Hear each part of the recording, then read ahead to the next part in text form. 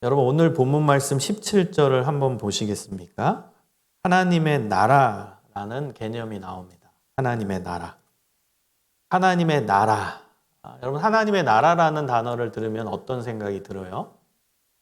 하나님의 나라. 우리가 죽고 나서 가는 천국. 우리가 죽고 나서 가는 저 하늘에 있는 나라. 그 하늘나라를 여러분이 생각하실지 모르겠어요. 그 나라도 하늘나라입니다. 하나님의 나라. 쉽게 얘기하면 하나님의 나라는 하나님이 주인 되시는 나라입니다. 아주 간단하죠? 하나님이 주인 되시는 나라가 하나님의 나라입니다. 그러면 하나님의 나라가 천국에만 있느냐? 이 땅에서도 하나님의 나라가 있죠? 하나님이 주인 되시는 곳은 다 하나님의 나라입니다. 즉, 하나님의 나라는 하나님이 임재하시는 곳, 하나님이 통치하시는 곳, 그곳이 하나님의 나라입니다. 그러니까 우리가 죽고 나서 가는 천국도 하나님이 임재하시고 하나님이 통치하시는 곳이니까 하나님의 나라가 맞습니다. 그리고 누가복음에서 보면 내 안에 하나님이 임재하시고 하나님이 나를 통치하신다면 내 안에 하나님의 나라가 임했다라고 나옵니다. 이게 공동체적으로 봤을 때 이 땅 가운데서 하나님 나라의 모습을, 그 공동체의 모습을 잘 보여주는 곳은 어딜까 했을 때 당연히 답은 교회입니다. 교회는 하나님 나라의 모형을 보여줍니다. 우리가 궁극적으로 가야 될 그 천국의 모형을 이 땅 가운데서 교회가 보여주는 거예요. 하나님의 나라가 이곳이다. 하나님의 나라는 이 공동체다. 하나님께서는 교회를 세워주시고 그 교회를 통해 하나님의 나라를 보여주십니다. 그리고 하나님 나라의 궁극적인 모습을 알려주시게 됩니다. 그러니까 여러분, 우리가 하나님 나라 개념하면은 성경에 몇 가지 개념이 있지만 쉽게 보면 먼저는 내 안에 하나님이 임재하시고 하나님이 통치하시면 하나님의 나라가 내 안에 임하게 된다. 개인으로서의 나를 생각하시고요. 그리고 개인으로서의 나가 모여지면 교회이죠. 하나님의 임재, 하나님의 통치를 경험하는 개인들이 여기에 다 모여 있습니다.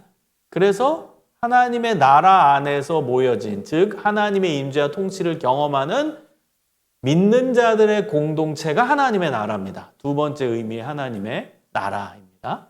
그 다음 세 번째 의미의 하나님 나라는 뭐예요? 우리가 죽고 나서 가는 하나님의 나라. 그곳도 하나님이 주인 되시고 하나님의 임재와 하나님의 통치가 있는, 그리고 그 천국의 구성원들은 다 하나님의 임재와 통치를 경험하는 구성원들이기 때문에 그 천국이 하나님의 나라입니다. 요 세 파트로 하나님의 나라를 여러분 이해하시면 좋겠습니다. 그러면 이 땅으로 한정을 짓는다면 먼저는 내 개인이 하나님의 나라고, 그리고 우리가 모여있는 이 교회가 하나님의 나라고, 우리가 나중에 가야 될 그 천국을 미리 보여주는 곳이 바로 이 공동체로서의 하나님 나라인 교회라는 것입니다. 여러분, 이 교회가 얼마나 중요한지 아시겠죠? 교회는 저는 이렇게 생각해요. 천국 생활을 훈련하는 곳이다. 왜냐하면 우리가 궁극적으로 천국에서 영원히 살 거니까 이 땅에서의 삶은 70년, 80년, 길어봤자 100년의 인생이잖아요. 그러면 영원이라는 시간표에서 봤을 때는 이 100년은 점에 불과하죠.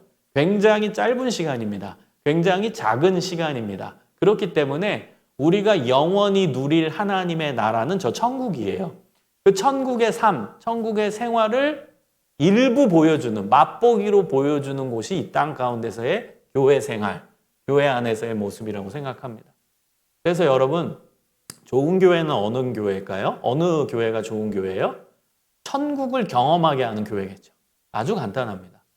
그러면 여러분 오늘 설교를 듣기 전에 하나 질문을 드릴게요. 여러분은 서소문교회의 하늘씨앗 공동체에 와서 천국을 경험하고 있습니까? 천국을 경험하고 있어야 그 교회가 천국의 모형을 보여주는 좋은 교회라는 것입니다.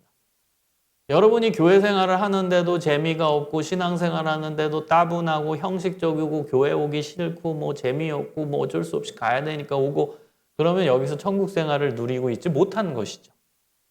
그래서 좋은 교회는 여러분이 이 교회에 와서 천국을 경험해야 돼요. 천국 생활을 연습해야 돼요. 우리가 궁극적으로 갈 그 하나님의 나라, 천국에서의 삶을 이 땅 가운데서 교회를 통해서 경험하고 연습하고 맛보게 되는 것입니다. 여러분 17절의 말씀을 다시 한번 보면요. 그 하나님의 나라, 하나님의 나라. 그래서 바울이 오늘 의도한 이 하나님의 나라는 교회라고 보시면 됩니다. 이 땅 가운데서 궁극적으로 우리가 갈 천국을 예비하는 이 모형인 이 땅에서의 교회. 그 교회를 지칭하는 겁니다. 그럼 그 교회의 모습은 어떠해야 되냐? 먹는 것과 마시는 것이 중요한 게 아니다라는 것입니다.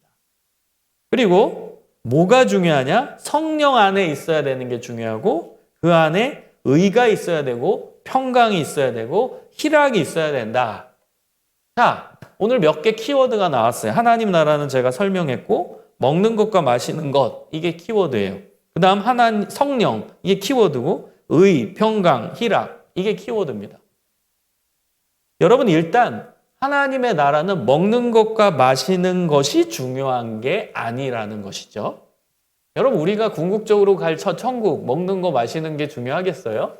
거기에는 먹는 거 마시는 게 중요하지 않겠죠, 당연히. 그럼 이 땅 가운데서 세워진 천국의 모형인 이 교회에서도 먹는 것과 마시는 것이 중요한 게 아니라는 거예요.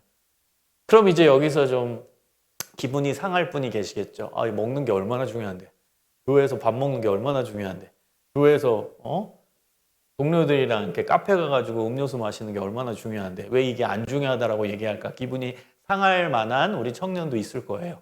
그런데 여러분 의미를 정확히 아십시오.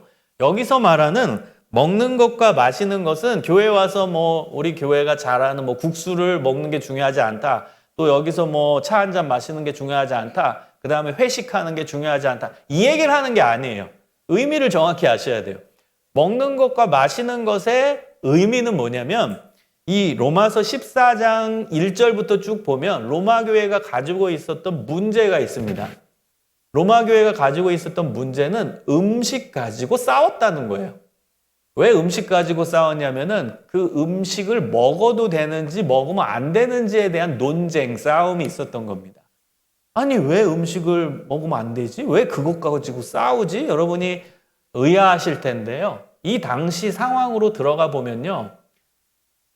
이 시대의 시장에서 유통되던 고기가 문제가 있었어요. 어떤 문제가 있었냐? 첫 번째 문제는 당시는 로마가 지배하고 있었던 시대였기 때문에 곳곳에 로마 황제의 우상이 세워져 있었어요.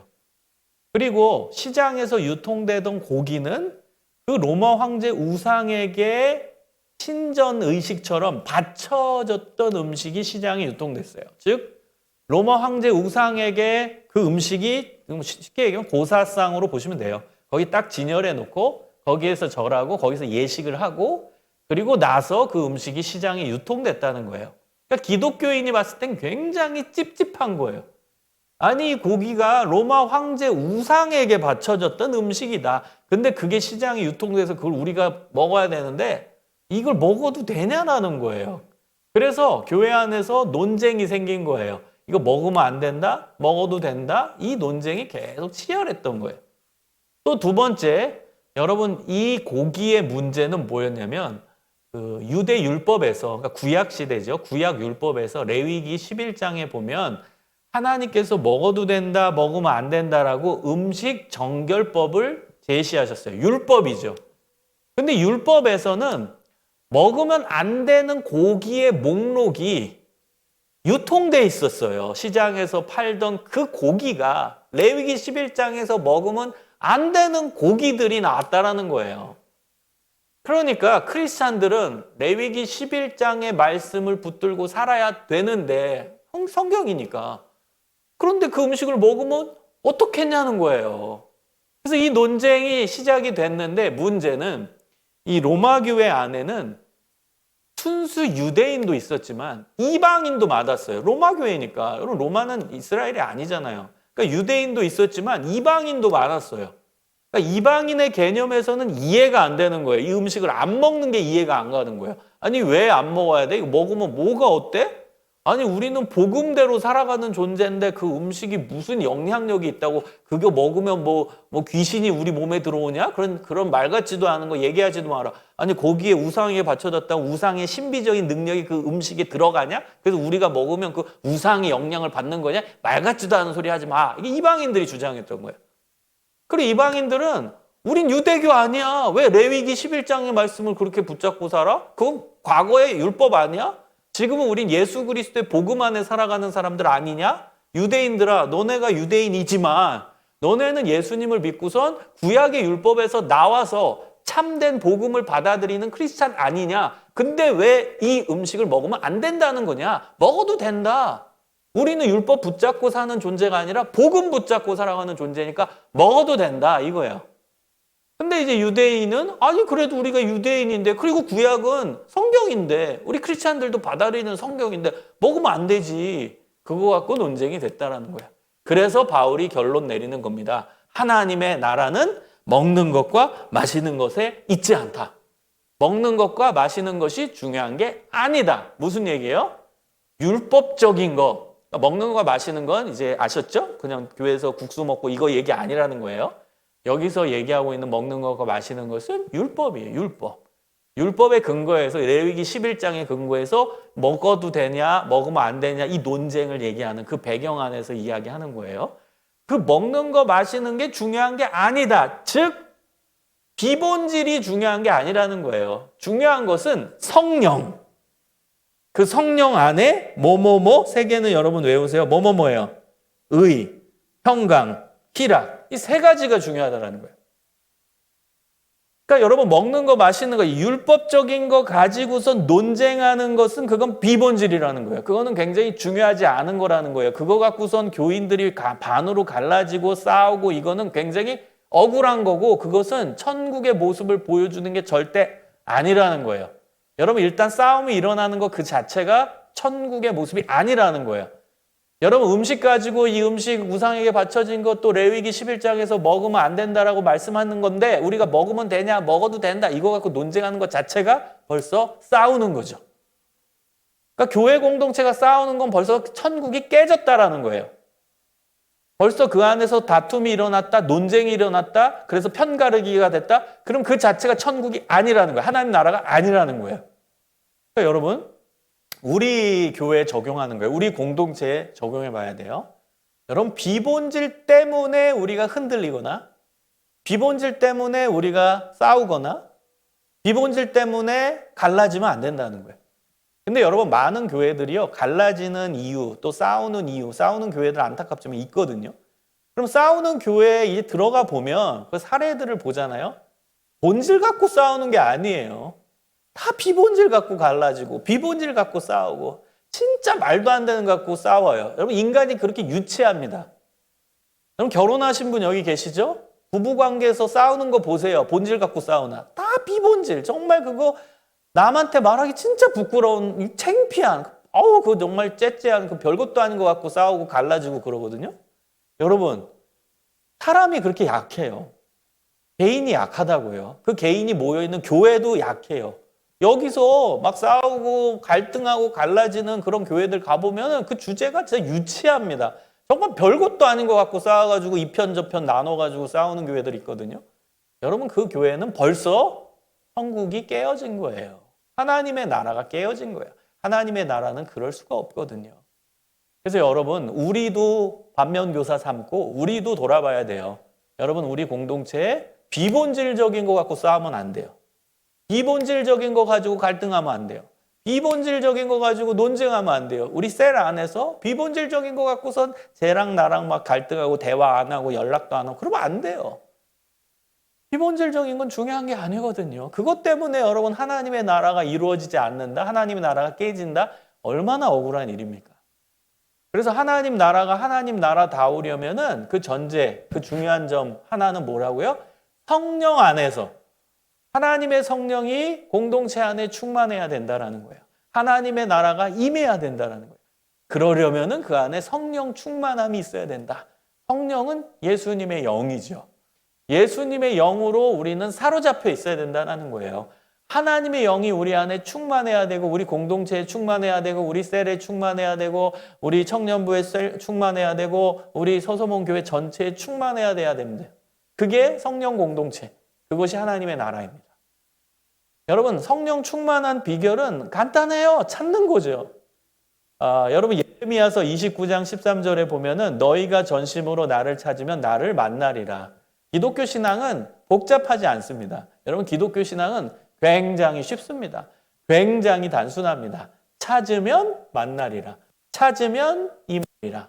성령을 구하라. 그리하면 주시리라. 성령을 구하는 거예요. 성령 충만하게 해주세요. 그래서 여러분, 일상적인 기도 가운데서 그 기도도 하세요. 뭐 이거 주세요, 저거 주세요, 저 힘들어요, 위로해 주세요. 이 기도도 하지만 근원적 해결책은 성령 충만입니다. 성령 충만을 주시옵소서. 이 기도를 다이렉트로 해야 돼요. 하나님, 내 안에 예수님의 영이 충만하게 임하게 해주세요. 그 예수님의 영이 성령이잖아요. 여러분, 예수님의 영이 내 안에 충만하게 임해야 돼요.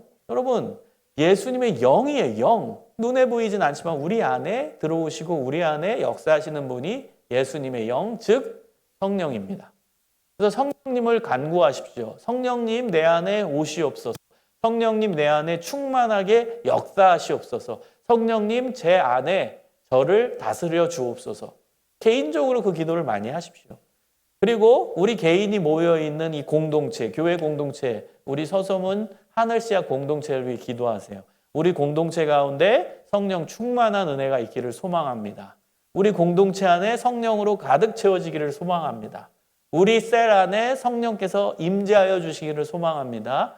성령님께서 이끌어 주시기를 원합니다. 성령님은 우리 인격과 비슷하다라고 얘기합니다. 그 무슨 얘기야? 그래서 성령님이 인격이시다. 우리도 인격이 있잖아요. 근데 성령님도 인격적인 부분이 있대요. 무슨 뜻이냐면 성령님은 요청하는 곳에 가신다라는 거예요.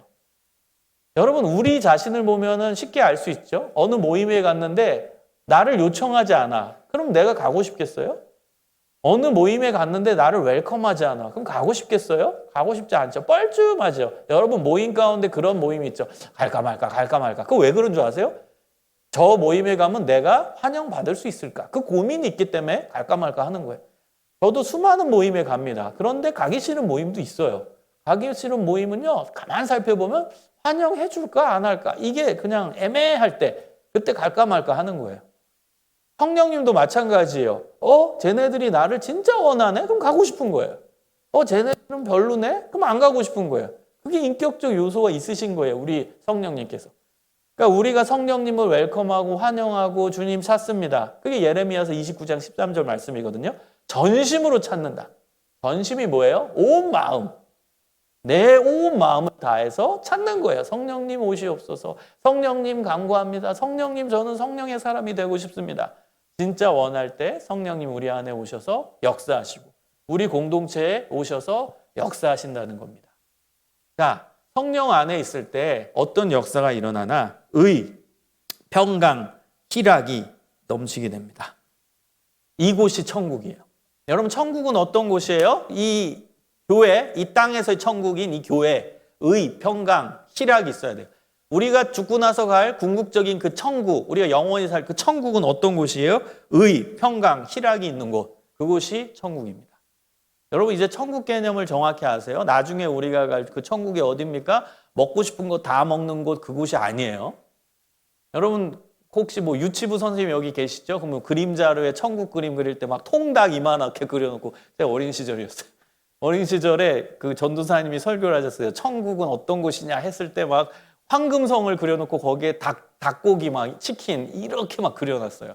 여러분, 그렇게 그리면 안 돼요. 물론 애들 눈높이에 맞추느라고 그랬겠지만 천국은 막 치킨 먹고 뭐 닭다리 마음대로 먹고 그런 곳이 아니죠. 천국은 어떤 곳이냐? 의가 있고 평강이 있고 희락이 있는 곳이다. 이게 천국입니다. 그럼 의는 뭐냐? 여러분, 의가 이제 헬라어로 디카오슈네라는 단어인데요. 이 의는 신약으로 가면은 예수님과 관계된 뜻이에요. 무조건. 신약에서의 의라는 단어는 무조건 예수님과 관계된 단어입니다. 의는요, 죄가 없는 상태를 말하는 거예요. 죄가 없는 상태. 그게 의입니다. 너 의인이야? 그건 뭐예요? 너는 죄가 없는 사람이야. 이 뜻이에요. 근데 우리가 죄가 없어지려면 어떻게 해야 돼요? 예수 그리스도의 복음을 받아들여야 죄가 없어지죠. 그래서 의는 반드시 예수님의 복음과 연결돼요. 의는 반드시 예수님과 연결됩니다. 자, 그렇다면 성령이 예수님의 영이죠. 그럼 예수님 영 안에 있으니까 당연히 의가 있겠죠. 죄가 없는 상태.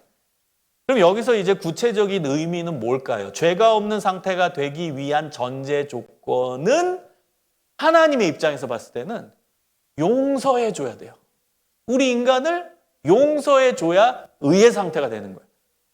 저 사람이 하나님께 기도합니다. 저 죄인입니다. 용서해 주세요. 하나님 잘못했습니다. 하나님이 예수 그리스도의 십자가의 피로 그를 용서해 줄 때 그 사람은 죄가 없는 의의 상태가 되는 거예요. 전제 조건이 용서입니다. 근데 여러분 기독교 신앙은요 놀라운 게 뭐냐면 하나님이 이렇게 하셨으니까 너희도 이렇게 해라. 이게 기독교 신앙이거든요. 그러니까 하나님이 너희를 용서해서 너가 죄가 없는 상태가 된 것처럼 너희도 공동체 안에서 서로 용서해라. 이 의미가 담겨져 있는 거예요. 그래서 여러분 좋은 공동체는 용서하는 공동체라는 겁니다. 서로 용서해. 여러분 서로 용서할 수 있는 비결은 뭔 줄 아세요? 아주 간단합니다. 나는 부족하다. 이게 전제로 깔리는 거예요. 여러분 내가 완벽한 사람이라면 용서하기 쉽지 않을 거예요. 그런데 나도 부족한데, 나도 하나님 앞에 부족하고 사람 앞에 부족하고 실수하는데 다른 사람이 나에 대해 실수한 거 용서 못 하겠어요? 용서의 전제는 나도 부족하다 이겁니다.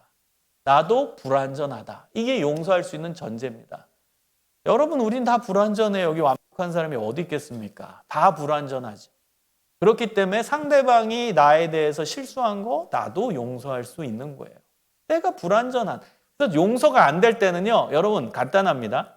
용서해야지 막 의지적으로 노력하는 게 아니라 내가 얼마나 부족한 사람인지를 묵상하고 깨닫는 거예요.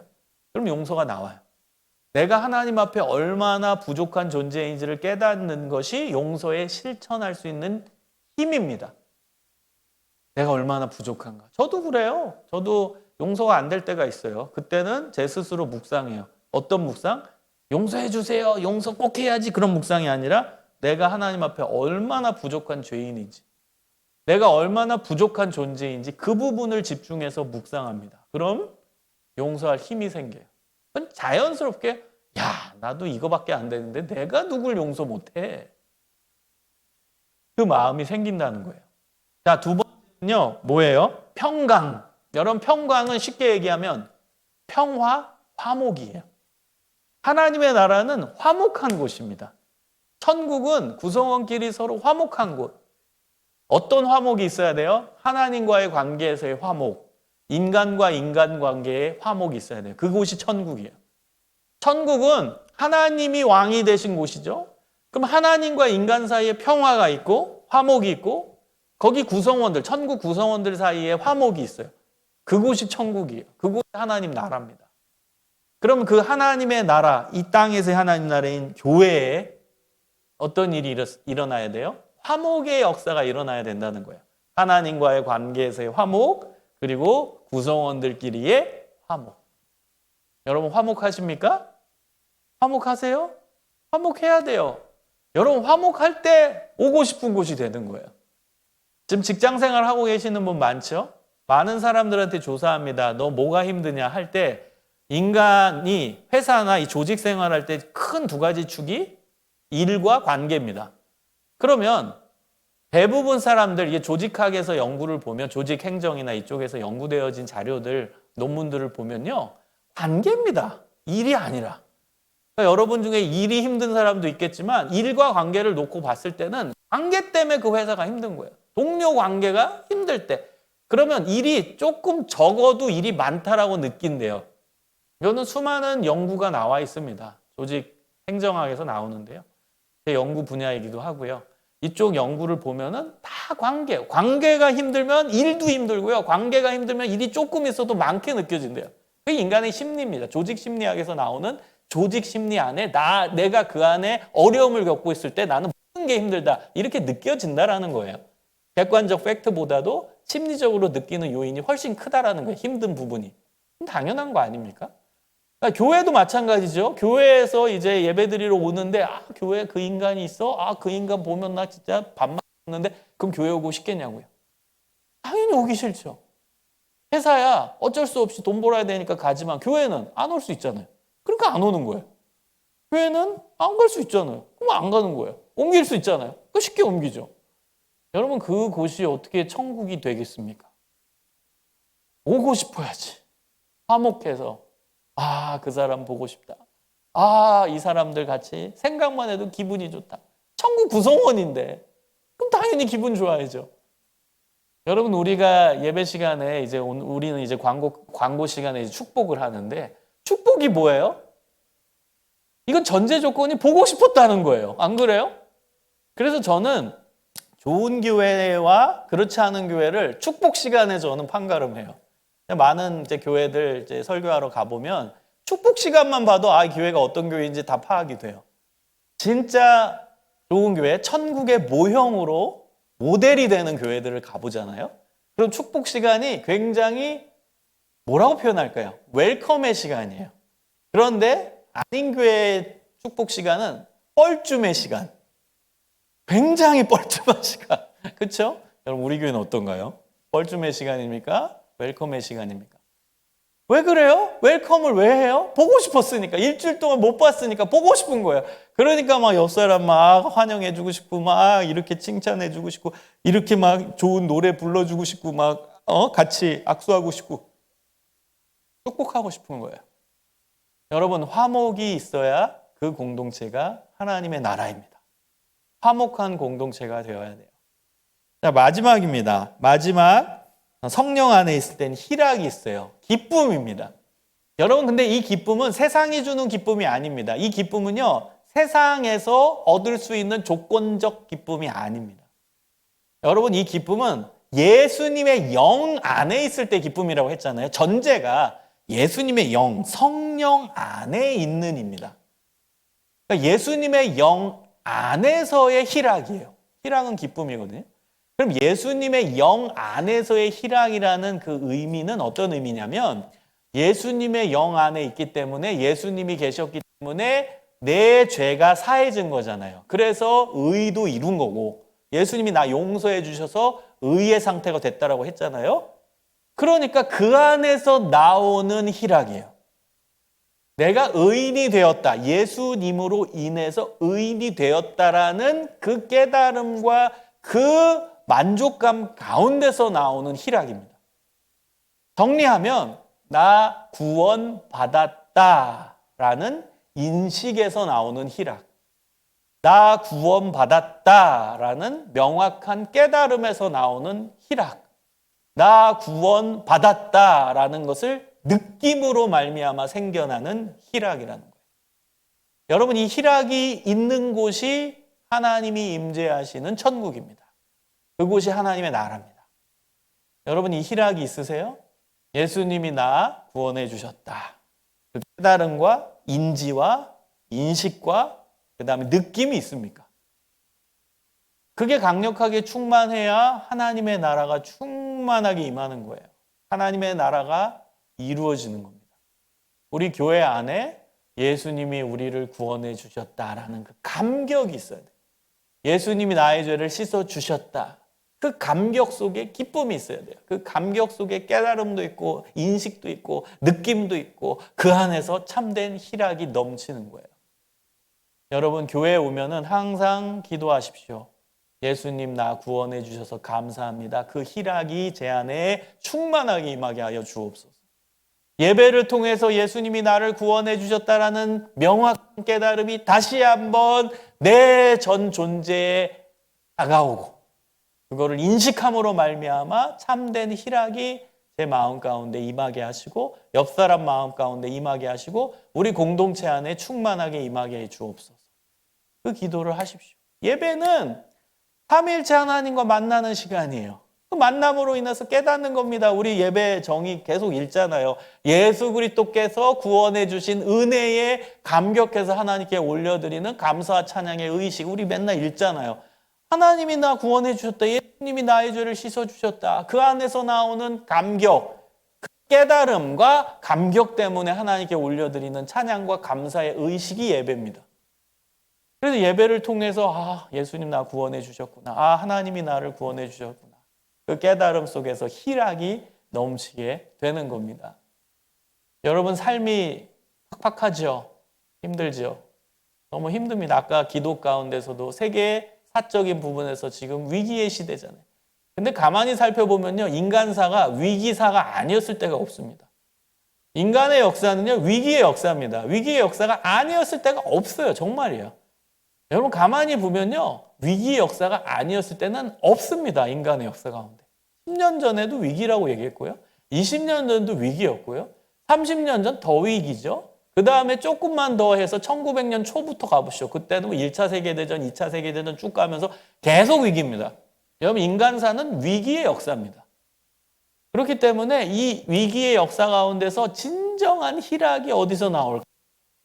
세계사적으로도 위기고 공동체적으로도 위기고 국가적으로도 위기고 다 위기인 이 위기의 시대에, 그리고 미래의 시대는 불확실성의 시대라고 표현하잖아요. 이제 앞으로 모른다는 거예요. 어떻게 진행될지. 불확실성의 시대. 여러분 이 가운데 참된 희락을 어디서 찾겠습니까? 나 구원받았다. 이것이 변함없는 사실이기 때문에 우리는 변함없이 기쁠 수 있는 거예요. 나 구원받았다라는 사실이 변함없는 사실이니까 변함없이 기뻐할 수 있는 겁니다. 여러분 그 안에서, 예수님의 영 안에서 내가 구원받았다라는 이 사실 하나로 기뻐하시기를 간절히 소망합니다. 여러분 우리 안에 하나님이 계세요. 우리 공동체 안에 하나님이 계셔요. 성령 안에 우리가 한 걸음 한 걸음 더 깊이 있게 들어가고 성령님과 매 순간 동행하고, 그리고 우리 안에 의와 평강과 희락이 넘치는 놀라운 역사가 일어나기를 주님의 이름으로 축원합니다. 기도하겠습니다. 여러분 말씀을 기억하면서 성령님 우리 가운데 역사하여 주옵소서. 성령 안에 의와 평강과 희락의 역사가 일어나기를 소망합니다. 우리와 동행하여 주시옵소서. 우리 다 같이 간절히 기도하겠습니다. 하나님 감사합니다. 성령님 우리 가운데 역사하여 주시고 은혜 베풀어 주시기를 소망합니다. 주님과 동행하기를 원합니다. 아버지 하나님 바라볼 수 있도록 도와주시고 성령님 우리 안에 역사하시는 것을 기대하며 살아갈 수 있도록 주님 인도하여 주시옵소서. 언제나 함께 하시는 주님을 믿습니다. 하나님 역사하시고 인도하시고 이끌어 주시는 성령님의 능력을 믿사옵나이다. 주님 인도하여 주옵소서. 주님 이끌어 주시옵소서. 동행하여 주시옵소서. 함께하여 주시옵소서. 성령 안에 우리가 있음을 고백합니다. 하나님의 영 안에 우리가 사로잡혀 있음을 고백합니다. 주님 성령 안에서 의와 평강과 희락이 넘칠 수 있도록 주님 인도하여 주시옵소서. 주님 우리 가운데 거하여 주실 것을 기대합니다. 주님 우리와 동행하여 주시옵소서. 우리 가운데 함께하여 주시옵소서. 주님 이끌어 주시옵소서. 성령님과 동행하는 우리 공동체 되게 하시고 성령님과 하나 되는 우리 공동체 될 수 있도록 주님 인도하여 주시옵소서. 한 가지만 더 기도합시다. 여러분 성령님을 구하십시오. 다이렉트로 구하십시오. 성령님 임재하여 주시옵소서. 성령님 충만하게 역사하여 주옵소서. 성령님 내 안에 임하여 주시고 우리 공동체 가운데 임하시고 우리 가정 가운데 임하여 주시고 우리 회사 가운데 우리 학교 가운데 성령님 임재하여 주옵소서. 성령님을 직접 간구하십시오. 성령님은 웰컴하는 곳, 환영하는 곳에 임하십니다. 여러분 간절히 환영하십시오. 성령님 임재해 주옵소서. 우리 다 같이 간절히 기도하겠습니다. 하나님 함께하여 주시옵소서. 예수님의 영이 우리 안에 충만하기를 소망합니다. 예수님의 영이 우리 공동체 안에 충만하기를 원합니다. 예수님의 영을 우리가 기대합니다. 성령님 오시옵소서. 성령님 역사하여 주시옵소서. 성령님 함께하여 주옵소서. 성령님 은혜 베풀어 주옵소서. 성령님 동행하여 주옵소서. 성령 하나님만 붙들고 나아갈 때 놀라운 은혜의 역사가 일어날 수 있도록 주님 인도하여 주시옵소서. 성령님 동행하여 주옵소서. 우리 가운데 함께하시고 역사하실 은혜를 기대합니다. 우리를 이끄시고 인도하시는 하나님의 임재를 기대하오니 성령님 동행하여 주시옵소서. 하나님 함께하여 주옵소서. 우리 가운데 역사하여 주시고 의와 평강과 희락의 열매들이 맺혀지길 소망합니다. 먼저 우리 안에 그 역사가 일어나게 하시고 우리 교회 공동체 안에 일어나게 하시고 우리가 사회생활하는 그 모든 공동체 가운데 놀라운 성령의 역사가 일어날 수 있도록 붙들어 주옵소서. 성령의 사람으로 세워지게 하시고 성령의 사람으로 살아가게 하여 주옵소서. 예수 그리스도의 이름으로 기도합니다. 아멘.